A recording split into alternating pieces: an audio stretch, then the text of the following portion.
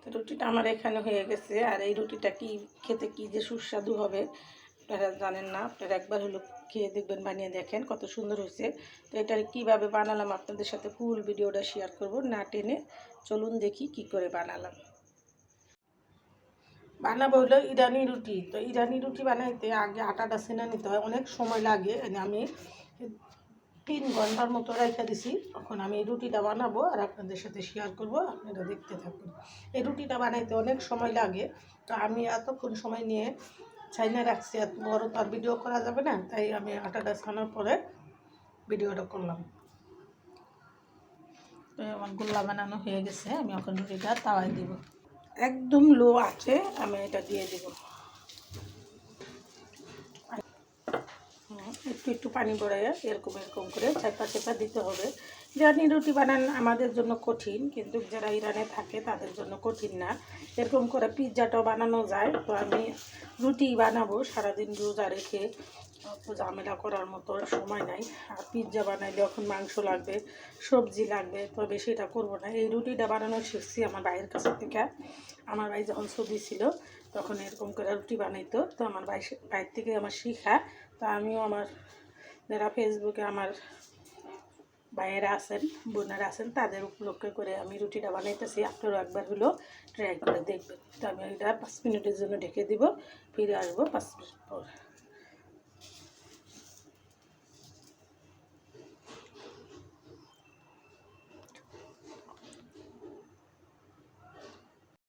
ফিরে আসলাম 5 মিনিট পর।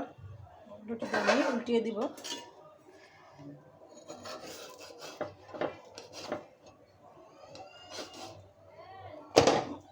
দেখেন এক পিঠ কত সুন্দর হয়েছে। আপনারা যারা এরকম বানিয়ে খেতে চান অবশ্যই একবার হলে ট্রাই করে দেখবেন। তো এই পিঠটা আমার হইতে আরও 5 মিনিট সময় লাগবে। একদম লো আঁচে, একদম মানে আঁচ অল্প দিয়ে বানাবেন। পাউরুটির চেয়েও অনেক স্বাদ। আর এটা আপনারা মাংস দিয়ে, মাছ ভাজি দিয়ে, চা দিয়ে, যে কোনো কিছু দিয়ে খেতে পারেন। একদম পারফেক্ট খাওয়ার যোগ্য।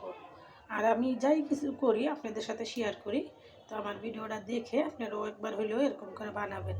তো কথা না বাড়িয়ে আমি আরও ফিরে আসবো 5 মিনিট পর, দেখতে থাকুন। ফিরে আসলাম আবারও 5 মিনিট পর। তো আমি রুটিটা এখন আবার একটু উল্টিয়ে দিব। দেখেন এই পিঠটাও কত সুন্দর হয়েছে। তো রুটিটা বানানো যেরকম হয়েছে খেতেও কিন্তু অসাধারণ লাগবে। আমি যাই কিছু করি আপনাদের সাথে শেয়ার করি। আর এই রুটিটা আমি খাবো হলো ভোর রাত্রে তরকারির ঝোল দিয়ে। আপনারা যারা এরকম রুটি পছন্দ করেন অবশ্যই একবার হলেও ট্রাই করে দেখবেন, খেতে অসাধারণ রুটিটা। আর এই রুটিটা আপনারা যদি বানান তাহলে হয়তো 1-2 ঘন্টা আগে আটাটা ছেনে রাখবেন, বানাইলে খেতে অসাধারণ হবে। তা আমি একটু নিয়ে এদিকে সাইডটা একটু চেপে চেপে দিব।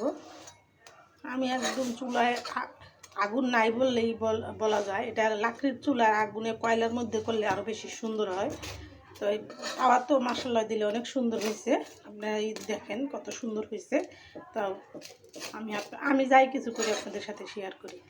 দেখেন সাইডগুলো কত সুন্দর হয়েছে, একটু পুড়ে নাই আর একটু কালচা হয় নাই, খুব সুন্দর হয়েছে। ভিতরে তুলে নরম হবে আর উপরে মুচমুচে, খেতে অসাধারণ।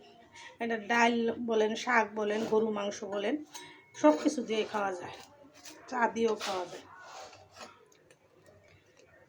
আমি রুটিটা কী করে বানালাম আপনাদের সাথে ফুল ভিডিওটা শেয়ার করলাম।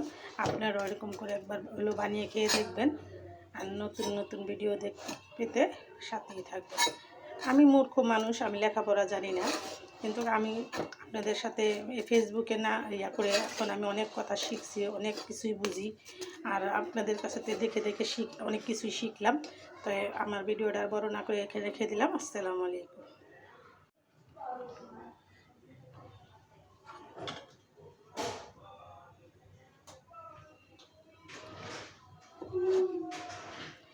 রোজা রমজানের দিনে কত কিছুই খাইতে মন চাই ইফতারের পরে। আপনারা যারা এরকম খেতে চান তাহলে অবশ্যই একটা বানিয়ে নেবেন। আমার রুটিটা বানানো কেমন হয়েছে সেটা আপনাদের সাথে শেয়ার করলাম।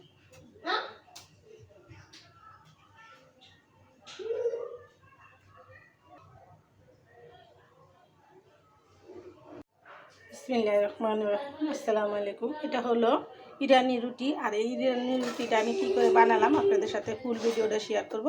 আমার ভিডিওটা না টেনে দেখতে থাকুন। চলুন দেখি কি করে বানালাম।